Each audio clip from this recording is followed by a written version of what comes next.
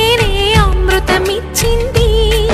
అవరోధాల దీవుల్లో ఆనంద నిధి ఉన్నది కష్టాల వారధి దాటిన వారికి సొంతమవుతుంది తెలుసుకుంటే సత్యమిది తలచుకుంటే సాధ్యమిది మౌనంగానే ఎదగమని మొక్క నీకు చెబుతుంది ఎదిగిన కొద్దీ